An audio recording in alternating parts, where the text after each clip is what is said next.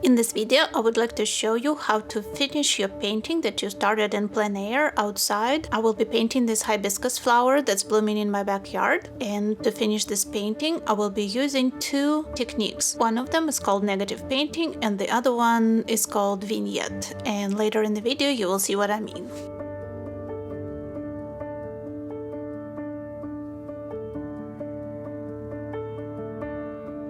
So let's say you went outside and you started painting some flowers or a landscape, how I would do now, but I have to record, so I'm actually doing it in my studio, working from a reference photo that I took in my backyard.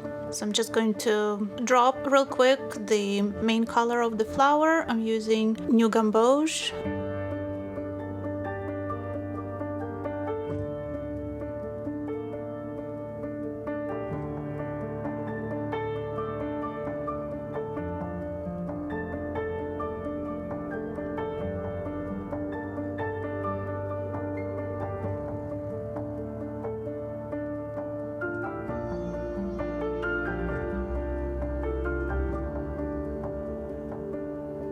I'm adding some shadows with light orange, and I'm dropping in a little bit of cobalt violet just to neutralize the yellow and to add a shadow because the right side of the flowers turned away from the light.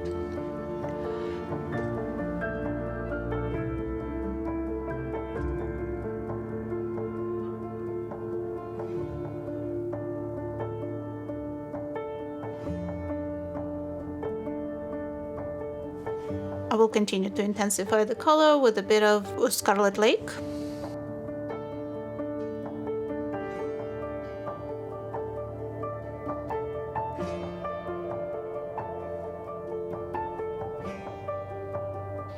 And we can tilt our sheet of watercolor paper to get the paint to mix and to run. Gives you nice watercolory effects.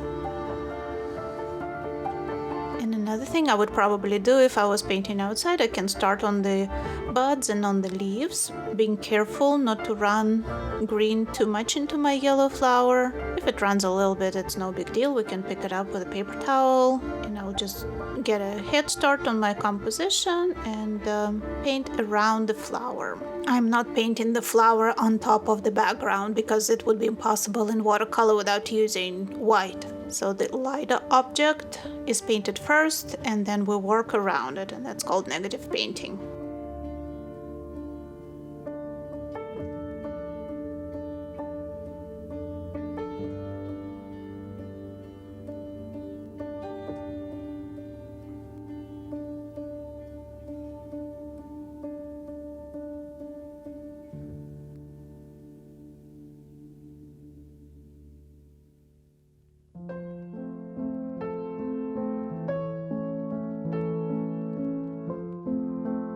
And if an accident like this happens, don't worry about it. We can always add a little more water to wash off the paint and pick it up with a paper towel and just drop in more color.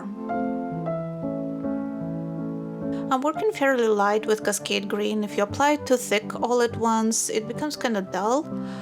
So I'm trying to work lightly, and my main concern right now is the composition. I want my buds and leaves to be nicely distributed around the flower and to create what we call a vignette.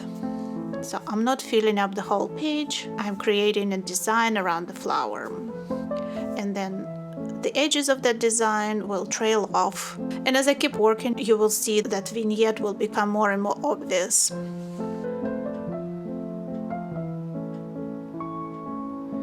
While the flower is still wet, it's good to drop in more color into the center because the center is pretty dark. So I'm using magenta and some more Scarlet Lake. And I'm starting to define the petals a little bit and the veins on the petals, but I'm still working wet on wet.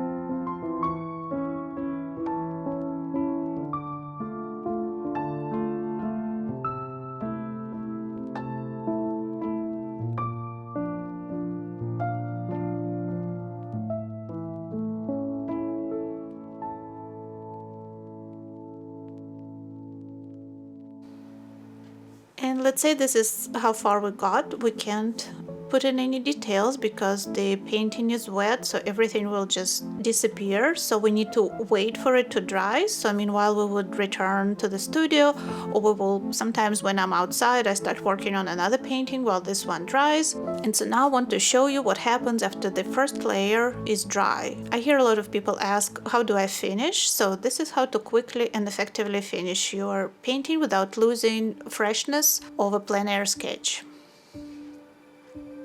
So first of all, let's work on our focal point and darken the center of the flower. It's very dark, so we don't have to be afraid to use too much tone.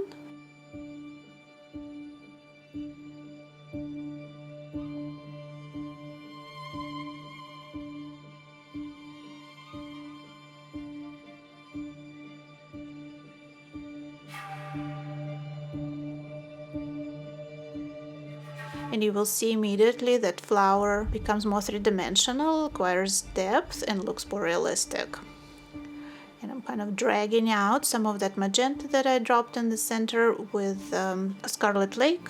I'm going to define the petals a little more. And just to remind you, I'm working on dry paper. It's maybe not 100%, but it's 90% dry.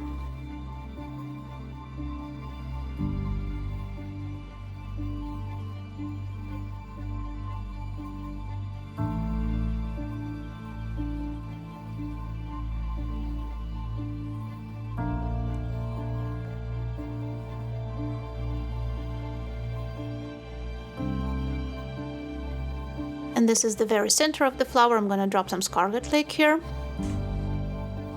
And now I'm going to do negative painting again. I'm going to work around the flower with a mixture of magenta and cascade green. And I will vary the proportion of magenta and cascade green so that I'm getting some variations in the color.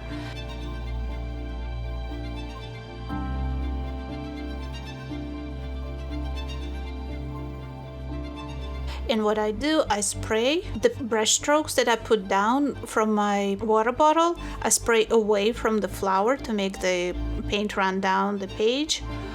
I'm being careful not to spray on the flower because I want a hard edge where the flower meets the leaves, and I want a soft edge everywhere else around the flower, and that creates my vignette.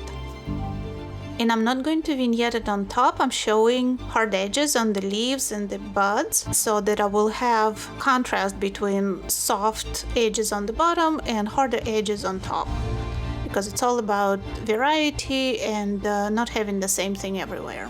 This is my painterly approach, I would say, because illustrators, they like hard edges, they reproduce better, and then they would paint just wet on dry and not spray from the bottle. But I love soft edges, and I'm going to have them all around my flower.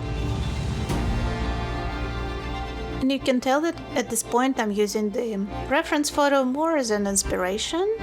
Then I'm not really copying it. So I'm just looking at the painting and I see where I need some balance, where I need a few more dark strokes, and what can stay light from my previous wash.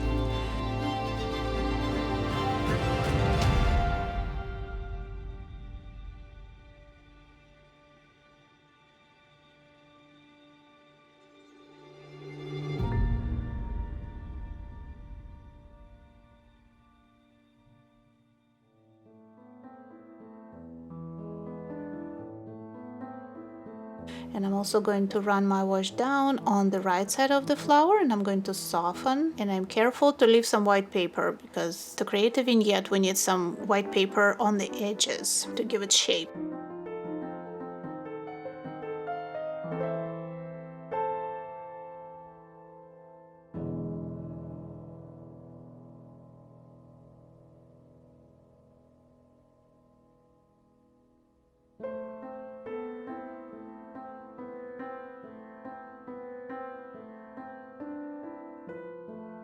And right now it looks like a disaster area, but don't despair. It's good to stop at some point and let everything dry and then evaluate it again, and most likely not do anything else because we tend to overwork and watercolor doesn't like overworking.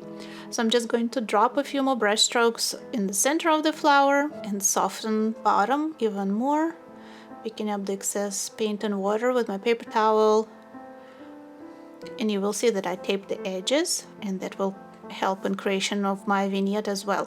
And I lost my white, so I'm going to pick up just a little bit of white gouache and bring back that center. And now we're done. Let's take the tape off, being careful not to pull up but pull to the side at like 90 degrees to the page, not to damage the paper. And here's the final result, a vignette of hibiscus flower.